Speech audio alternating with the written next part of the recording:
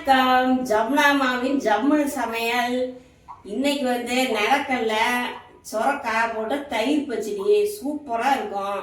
இது சும்மாவே கப்பில் போட்டு சாப்பிடலாம். கிட்டுக்கெல்லாம் சாப்பாடு வெறும் தயிர் சாப்பாடு கலந்து கொடுக்காம இந்த மாதிரி செஞ்சு சாப்பாடு போட்டு கலந்து கொடுக்கலாம். நீங்கள் கப்பில் போட்டு சாப்பிடலாம். வயிறு புண்ணு, வயிறு எரிச்சல், அந்த இது எல்லாமே ஆற்றிடும். அரிஞ்சது ஒரு கப்பு, சின்ன வெங்காயம் 10 சின்ன வெங்காயம் அரிஞ்சு வச்சுருக்கிறேன். பச்சை மிளகாயும் ஒரு வரமிளகாயும் போட்டுக்கலாம், காரத்துக்கு தகுந்த மாதிரி போட்டுக்குங்க.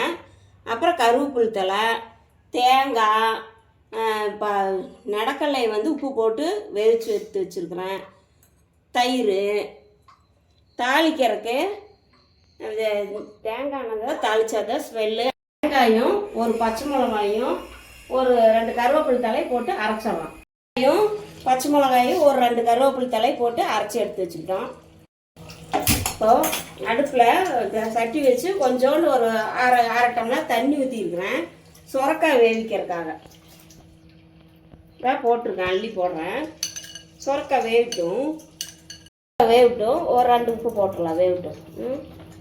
இப்போ மூடி வச்சுருக்கோம். ஒரு 10 நிமிஷம் ஆயிடுச்சு. ஆனால் வெந்திருக்கும். எடுத்து பார்க்கலாம். வேகுது. இதில் என்ன பண்ணுறோம், இந்த தேங்காய் இருக்குல்ல அரைச்சிருக்கோம்ல, அதை எடுத்து ஊற்றுறோம்.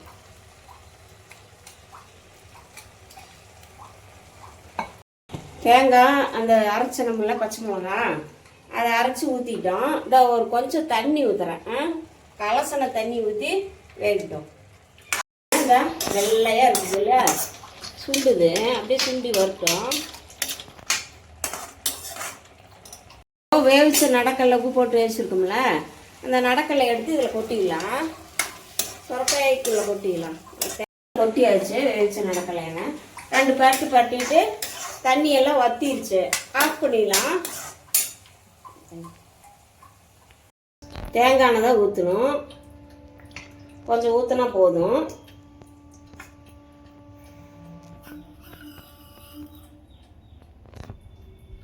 ரெண்டு கடுகு,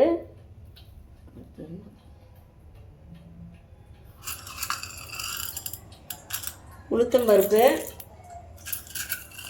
கடலைப்பருப்பு,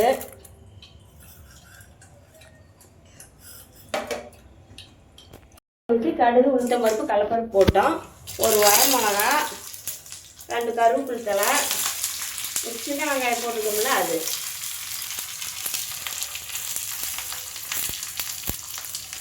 இது 2 உப்பு போட்டுக்கிறேன். வெங்காயத்துக்கு 2 உப்பு. வெங்காயம் வணங்கிட்டு இருக்குது, லைட்டாக வணங்கட்டும். இருக்குது. இது தாளிப்பு தனியாக இருக்கட்டும். இப்போ என்ன பண்ணுறோம், இந்த எல்லாம் மிக்ஸ் பண்ணி வச்சுருக்கோம்ல வேவிச்சு, அதில் தயிர் இருக்குல்ல, ஒரு கப்பு அப்படியே ஊற்றிடுறோம். ஒரு கப் ஊற்றிட்டோம். மிக்ஸ் பண்ணுறோம்.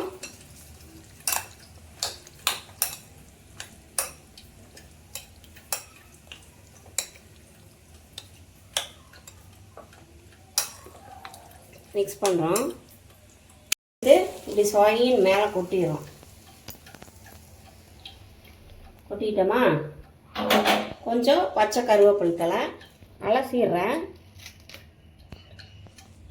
பாருங்கள் எவ்வளோ ஈஸியாக முடிஞ்சு, எவ்வளோ ஹெல்த்தி. இது கொத்தமல்லி தழை அலசிட்டு மேலே போட்டேன். மிக்ஸ் பண்ணலாம். எவ்வளோ ஹெல்த்தியான ரெசிபி பாருங்கள்.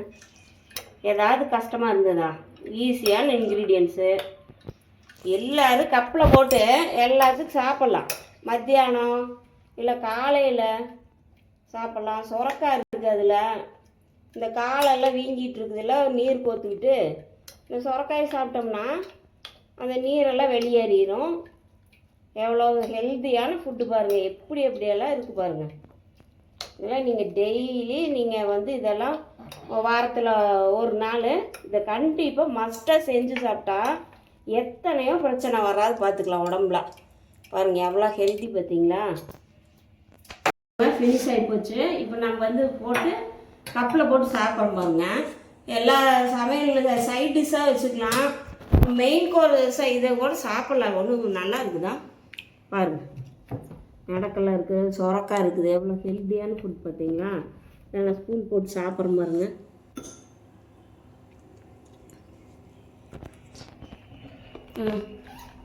சூப்பராக இருக்கும், எவ்வளோ ஹெல்த்தியான ஃபுட்டு.